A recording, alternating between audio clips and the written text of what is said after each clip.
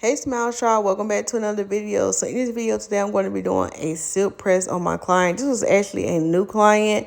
And so first I started off by shampooing her hair 3 times. I gave her 3 shampoos, mainly because I don't know what's on her hair. So the first shampoo is always a clarifying shampoo, just to remove all product buildup or sweat, dirt, whatever. The second shampoo I did for this client was actually the rosemary one, because she expressed to me that she was having like her edges was kind of thinning a little bit from wearing a wig. So that rosemary shampoo just kind of tingles the scalp and, get the blood flow going. And the last one was a hydrating.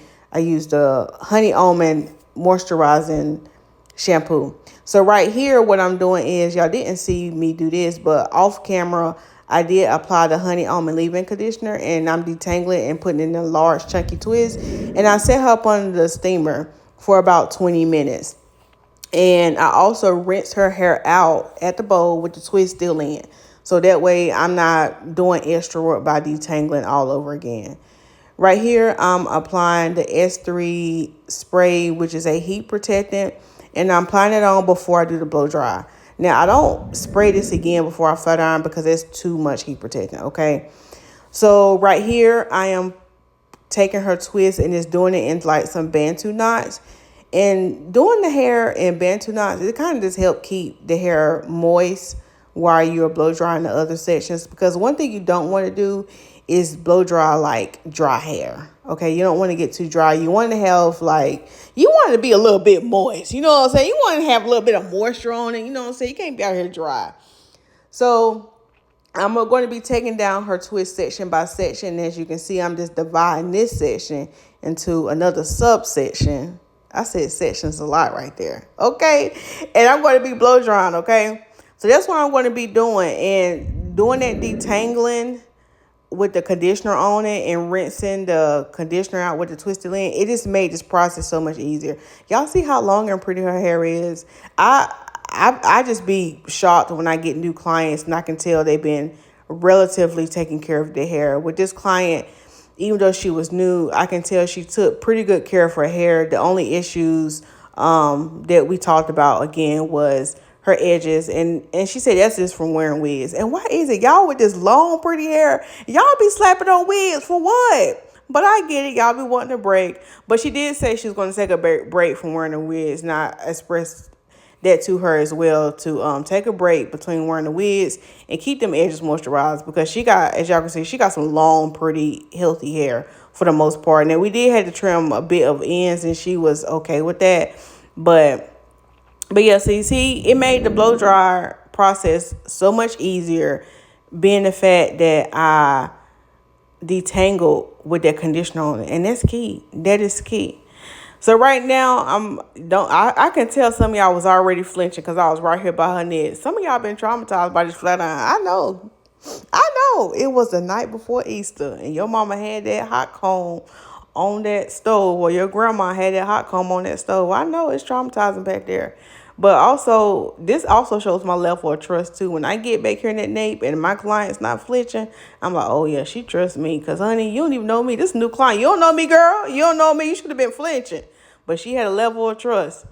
Now, I do want to say this. During the blow dry, you want to make sure you get your hair as straight as possible.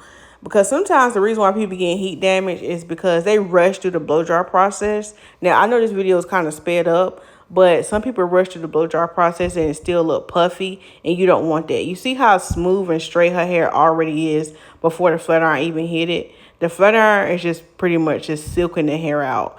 And I'm only doing one pass. Now, I might get to them roots 2 times, but as I bring the flat iron down, it's only one time. One time is all you need, okay? One time. Because when you start doing multiple passes and stuff like that, trying to get the hair straight, you set yourself up for failure. You set yourself up for what? The okie doke, okay? So as y'all can see right here, I'm going to hit them roots. Bam. Well, I only hit that time one time. But sometimes, like, especially in the nape, where it's really coarse, sometimes I'll hit the roots 2 times and I'll come down 1 time.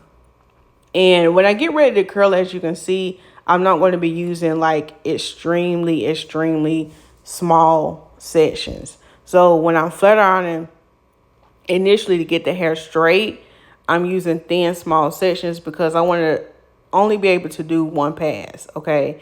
And I think I had my flat iron at 450 degrees, all right?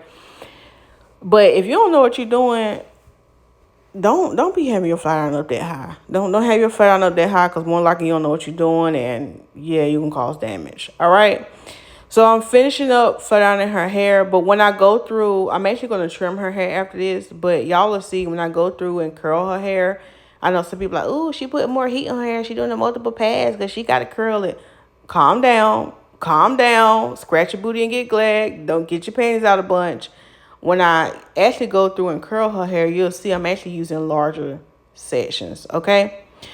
So yeah, so I'm just subdividing this, making sure I get that hair as straight as possible with one pass, which is already relatively straight. We just silking it and smoothing it down. Now, I do want to talk about this because some people, you know, they'll get silk presses and they're like, man, Lisa, my silk press didn't last just as soon as I walked out the door. Well, there's a couple of reasons why. One of the main reasons I see why people's silk presses are not lasting as soon as they walk out the door, it's because the hair is unhealthy, okay? Now, like I said, I actually committed this new client because I was telling her that her hair is pretty much in a good, healthy state. And sometimes I don't see that with new clients. They're coming to me for help, but she did a pretty good job with taking care of her hair. So when your hair is not healthy, you're not getting treatments on a regular basis, you're not trimming your ends on a regular basis, that's why as soon as you walk out that door, that silk press is not lasting. So make sure you're keeping your hair healthy. Even if you're somebody you don't get silk presses year round, just keep your hair healthy in the meantime. So when you do get that silk press, it can actually last. And sometimes the humidity be playing. The humidity played my face the other day. I actually have a video on I did a live stream not too long ago, and I talked about how to revive a frizzy silk press. But the humidity still won the next day, so I just slapped my hair back into a ponytail. So humidity will win sometimes. So make sure you're getting your silk presses at the right time of year, especially if you're someone who don't get silk presses a lot. Don't try to get no silk press when, you know, the humidity is strong, because humidity can win all the time, okay? So now I want y'all to calm your horses. I know y'all see me trimming her hair. We already had this discussion off camera, and I do this with all my clients. And I show them their hair, and I make my recommendations on what I think needs to be trimmed and see if they're okay with it. Sometimes they don't want all of it trimmed off. Sometimes they do. So I do according to what the client wants. Because at the end of the day, it is their hair. Yes, as hairstylists, I be wanting to chop it all off if I see bad ends, but you know, it's still the client's choice. So right here is just like my base cut. I'm actually going to go through and clean it up some more. And like I said, me and her discussed this, and she's okay with this. And most of the time when I show my clients how bad their ends are, they be like, Lisa, just go ahead and take it off, because sometimes we can glorify length, but you be looking real ghetto, like when you be having this long hair and it be like see-through. So anyway, here I go. I'm speeding the video up. I'm just cleaning her ends up and going through and getting all the ends in between that didn't reach to the bottom. And right here, I'm giving her some nice body curls. She was really happy about her silk press, and I'm going to stop talking here in a minute so y'all can kind of hear her reaction and see. So here it go right here. It's her first press in what you said, 2 years? Yeah. It's nice and long and healthy. Beautiful. Yes. Oh, get a people some loves. Oh. So as y'all can see, the client was pleased with her finished results. Thank y'all so much for watching this video, and share it out and do whatever the Lord leads you to do. If the Lord leads you to like, comment, subscribe, do that too. Thanks for watching. Bye.